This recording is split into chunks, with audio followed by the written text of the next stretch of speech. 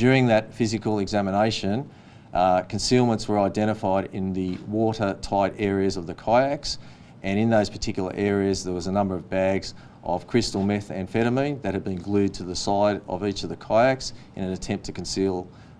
the narcotics inside the kayaks. In addition, there was a number of life jackets within the consignment as well that may have been put there to again attempt to